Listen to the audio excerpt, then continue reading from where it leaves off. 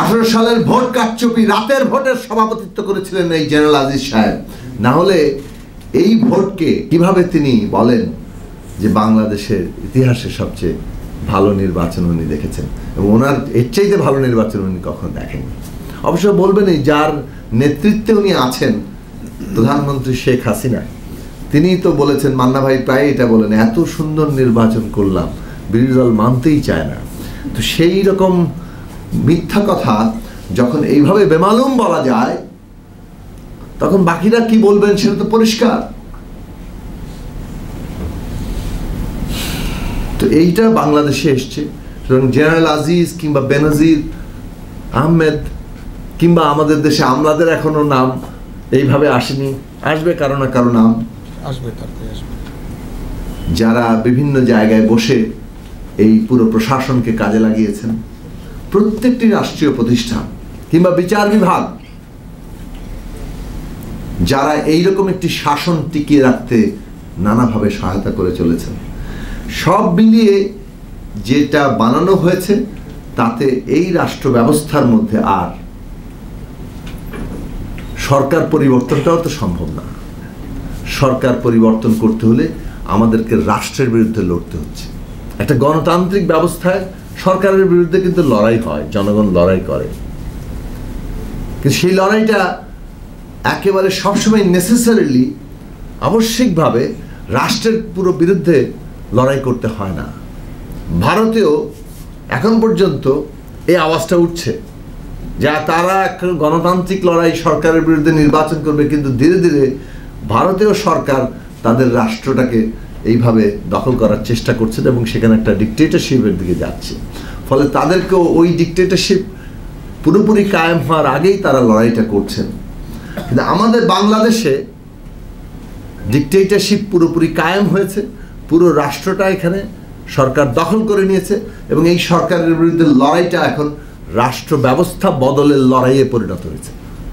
ওইটা লড়াই না করে এই সরকারের বিরুদ্ধে আসলে লড়াই খুব বেশি করা যাচ্ছে না।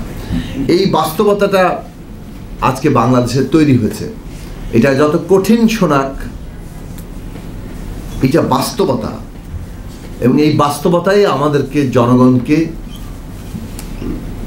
উপলব্ধি করা দরকার, নেতৃত্বকে উপলব্ধি করা দরকার এবং সেইভাবে লড়াইটা সংগঠিত করা দরকার। গণতন্ত্র মঞ্চ ওই জায়গাটায় রাজনৈতিক জায়গাটা তৈরি করেছে যে বাংলাদেশে এইটা এখন রাজনৈতিক সংগ্রাম, জনগণের মুক্তি অর্জন করতে গেলে পুরো রাষ্ট্র ব্যবস্থা বদলের লড়াইটা মুখ্য লড়াই করতে হবে। এবং সেই কারণেই কিন্তু রাষ্ট্র ব্যবস্থা পরিবর্তনের কর্মসূচিটাও সামনে এসেছে। 31 দফা আমরা সামনে রেখেছি যে এটা বদল করতে হবে। আজকে বাংলাদেশে আমরা গণতন্ত্র মঞ্চ দেশের জনগণের কাছে, সকল রাজনৈতিক শক্তির কাছে এই জায়গাটা সামনে আনতে চাই যে আমাদের দেশের রাষ্ট্র ব্যবস্থাটাকে এই সরকার যে জায়গায় এনে দাঁড় করিয়েছে, এই রাষ্ট্রটা পুরো জনগোষ্ঠীকে ঐক্যবদ্ধ রেখে একটা দেশ, একটা রাষ্ট্র হিসেবে যে তার অস্তিত্ব টিকিয়ে রাখার কাজটা করে, এটা করতে অক্ষম জায়গায় চলে যাচ্ছে। অর্থাৎ এই রাষ্ট্র জনগোষ্ঠীকে আর ঐক্যবদ্ধ রাখতে পারছে না। এই রাষ্ট্র অপরাপর রাষ্ট্রের সাথে নিরিখে নিজের যে সার্বভৌম অস্তিত্ব সেইটা টিকিয়ে রাখতে পারছে না। প্রধানমন্ত্রী বাংলাদেশের অস্তিত্ব নিয়ে কথা বলছেন, বাংলাদেশের একটা অংশ, মিয়ানমারের একটা অংশ নিয়ে নাকি একটা খ্রিস্টান রাষ্ট্রের পরিকল্পনা চলছে। এত বড় একটা কথা তিনি বলে ফেললেন, অথচ খুব ছেলেখেলা আকারে। মান্না ভাই এখানে খুব পরিষ্কার করে বলেছেন কারা এই প্রস্তাব দিয়েছে বাংলাদেশের মানুষ জানতে চায়। অবশ্যই বাংলাদেশের মানুষকে জানাতে হবে কারা এই প্রস্তাব দিয়েছে, কারা এই ষড়যন্ত্র করছে, কোন দেশ এই প্রস্তাব দিয়েছে। বাংলাদেশের জনগণ বাংলাদেশের স্বাধীনতার সার্বভৌমত্ব অন্যরা দখল করে নিবে, এটা বসে বসে বরদাস্ত করবে না। কিন্তু আসলে এটা কি উনি বাস্তব কোনো সত্যকার তথ্য দিলেন? নাকি 14 দলীয় মিত্রদেরকে উনি খুব সাম্রাজ্যবাদ বিরোধী সংগ্রাম করছেন সেই বুঝ দেওয়ার কাজটি করলেন।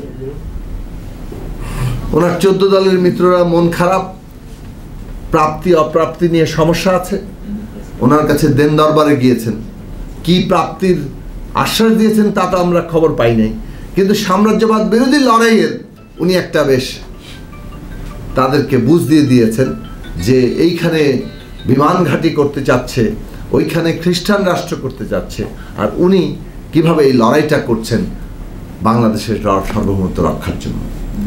কিন্তু বাস্তব ঘটনাটা হচ্ছে, এর আগেও যেমন এই কথাটা বলা হয়েছে, সেন্ট মার্টিনের কথা উনি বলেছিলেন, কিন্তু যে রাষ্ট্রের কথা বলেছিলেন যুক্তরাষ্ট্র, তারা বলেছে আমরা এরকম কোনো প্রস্তাব দিইনি।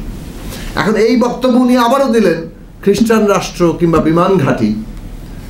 প্র্যাকটিক্যাল ব্যাপারটা ঘটছে যে পুরো বিষয়টার মধ্যে আমরা দেখছি যে বাংলাদেশকে উনি নিয়ে যাচ্ছেন ভারতের পেটের মধ্যে, একটা পুরো রাজনৈতিক অর্থনৈতিক নিয়ন্ত্রণের মধ্যে, স্রেফ নিজের গদিটা টিকিয়ে রাখার জন্য।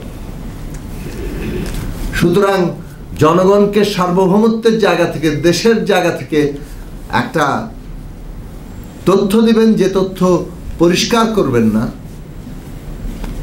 কিন্তু আসলে এর আড়ালে আপনি নিজের গদি রক্ষার জন্য ভারতের যে কর্তৃত্বটা এই দেশে কায়েম করতে দিয়েছেন সেইটাকে জায়েজ করবেন, আড়াল করবেন, সেই চেষ্টা মানুষ গ্রহণ করবে না। বাংলাদেশের মানুষ পরিষ্কারভাবে বুঝতে পারছে যে বাংলাদেশের স্বাধীনতা সার্বভৌমত্বের ক্ষেত্রে এখন প্রধান বাধা হয়ে দাঁড়াচ্ছে বর্তমান সরকার যেভাবে এই রাষ্ট্রটাকে একটা দলীয় বিষয়ে পরিণত করেছে, জনগণকে রাষ্ট্রের মুখোমুখি করেছে, জনগণকে বিভাজিত করছে, এবং স্রেফ গদি রক্ষার জন্য আজকে পররাষ্ট্রনীতি তৈরি করেছে। তাতে বাংলাদেশের সার্বভৌমত্ব এখন হুমকির মুখে। কাজেই আজকে বাংলাদেশের এই গণতান্ত্রিক ব্যবস্থা প্রতিষ্ঠার লড়াইটা, যেটা সরকার পরিবর্তনের সাথে অঙ্গাঙ্গিভাবে যুক্ত, এটা বাংলাদেশের সার্বভৌমত্ব রক্ষার লড়াই, বাংলাদেশের অস্তিত্ব রক্ষার লড়াই, এবং আমাদের প্রত্যেক নাগরিকের নিজেদের মর্যাদা অক্ষুণ্ণ রাখা অথবা প্রতিষ্ঠা করার লড়াই।